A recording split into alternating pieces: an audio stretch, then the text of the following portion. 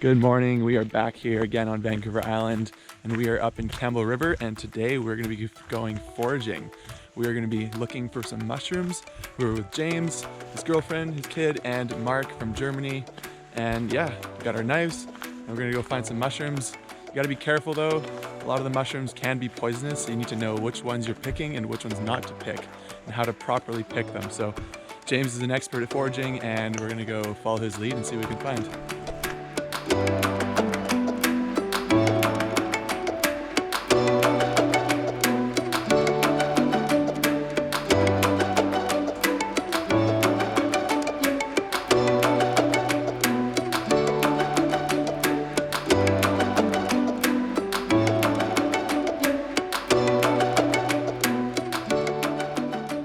A lot of these trails that we're walking on are actually mountain bike trails that you can come and ride on, but as you can see behind me here and all around me, these trees are covered in moss. So what they say is the moss grows about 1 centimeter per year, so that's how you can tell how old and how long it's been around for, as well as the moss only grows in like pristine areas. So if you see trees with moss on it, it means it's like really fresh air, really clean air, so that's good. This underside is kind of how you can tell the chanterelle. They're all gonna have this. Some will be a brown, some will be a yellow, some will actually be white. I think there's even kind of like a bluish one, but that gill and this structure is very distinct to the chanterelle. You don't actually want to pull out the mushroom because it destroys it. You want to bring knives and make sure you cut it properly so it keeps them intact and are good to eat without dying. Get into, if you find one, just keep going in a radius. Or trees. Okay.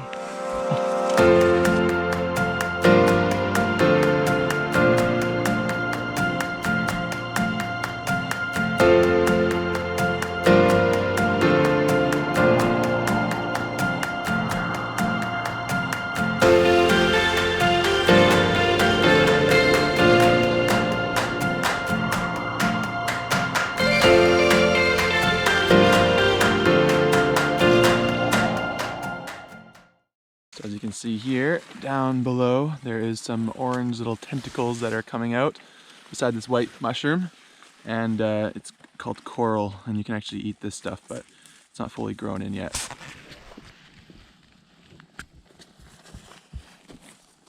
This stuff right here. Not sure what that one is. I think James found the jackpot. Let's see. I don't know, Westy. Oh, You have beauty.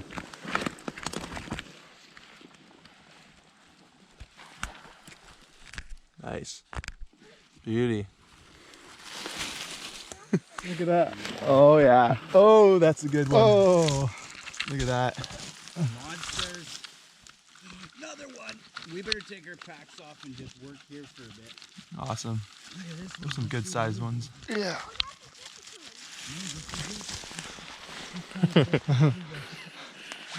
Mark the mushroom hunter. I don't remember the exact name, but we called them puff balls as kids because, as you'll see, when you squeeze it, it's gonna shoot out a big puff of brown dust, but I guess it's all spores.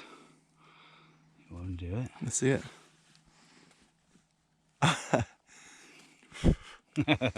I'm pretty sure these are edible, but we're not gonna go on pretty sure.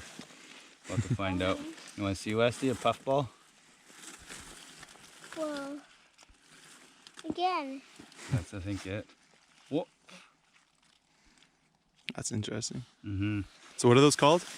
I don't remember the exact name. We just call them puff balls. It's puff balls. We got to get the... Find new mushrooms all over the place here. If anyone knows what that's really called, let me know below. Okay. All right, so we got, what was it, 4 bags? Yeah, look at your right hand. 4 bags completely full of mushrooms. Look at that. Free food. Free food. Best supermarket around. And then one more here. So what can you do, can you use these mushrooms for? Oh, they go great with steak, reductions, just fried with butter and garlic. So you can dry them out as well? Mm-hmm. Dried in oil with with other herbs and spices, especially garlic again. Sweet. Preserves, yeah. And so when you bring them back to your house, you don't put them underwater? No, definitely not. Put them on a towel, on a table. Put them all out so you can clean them up properly. Identify them again. Make sure that you've definitely not picked something poisonous, and then eat. All right, so we're gonna head back now and lay them out, dry them out, and clean them off. Make sure we're not getting any poisonous mushrooms as well.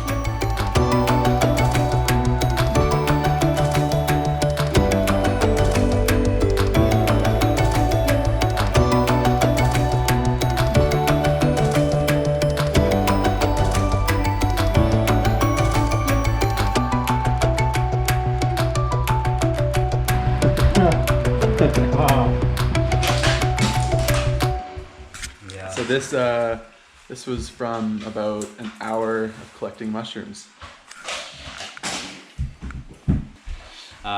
Yeah, just gotta let them dry a bit, clean what we want to eat tonight, and then I find that once they're dried a bit, tomorrow it's easier to clean the rest. So the next step is, obviously, since we don't want to rinse them under the water because it destroys them, we use little brushes to brush the mushrooms to clean them off instead. So right now, James has got his little paintbrush, which he's using, gently brushing away the mushroom and all the gunk that's on it. Forest flavors. Obviously, as well, when you start cooking it, it gets rid of any of the other bacteria that's left on there, or any of the forest gunk.